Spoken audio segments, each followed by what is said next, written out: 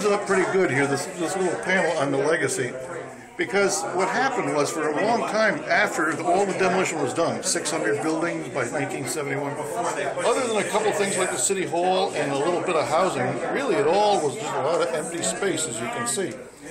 And it came back gradually. For a long time these buildings stood empty, but gradually it started to come back. It says gradually the apartment was bought up by local investors. In the end, and this is pivotal here, it was the grassroots efforts that brought Rondout back. It was the small things here and there, and by that time they realized that they had a historic treasure here, a lot of which was demolished.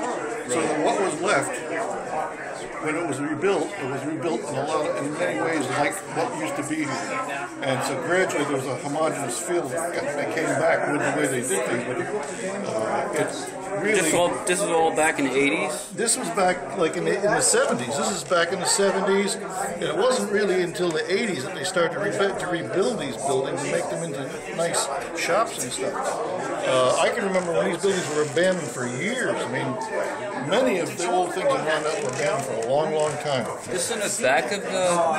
Pardon? That's in the back of the Freeman? Yes, that's in the back of the Freeman. That's the West Strand, what they call the West Strand Road. And those are all original buildings that were built around the Civil War period. Most of what you see down here in these pictures and that was torn down was Civil War and pre-Civil War. There were a few nicer buildings built in the 1880s, but by then it was all over. Rondout, you have to remember, basically was a canal town. And the canal went out before the turn of the century, before 1900. So after that, there was a downswing in everything down here. Until by the 20s, many of these buildings were totally abandoned. Some of these buildings here, for instance, along Ferry Street, these buildings had been abandoned for years. The paint on this building, this lettering and stuff, this lettering goes back to the 1880s, 1890s. And this picture was taken in 1967. Other than a couple things like Stelladoro had a distribution point here for a long time. Other than stuff like that, a lot of these buildings were just empty, totally empty. And these were the pivotal buildings of Rondout back in the 1800s. Look at the canal went out, everything went red.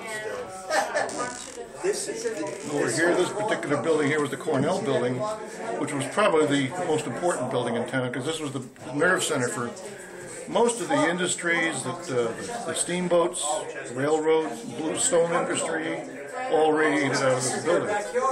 It was a really well-built building. It took several days to tear it down, I remember. But even that building there had seen its best years by the 1920s. Most of the family holdings that owned those companies were gradually sold off and abandoned. An awful lot of what was in Rondout was things that really didn't last too well into the 20th century. Things like the steamboat industry and the railroads. These industries took severe hits, and economically speaking, through the 20th century.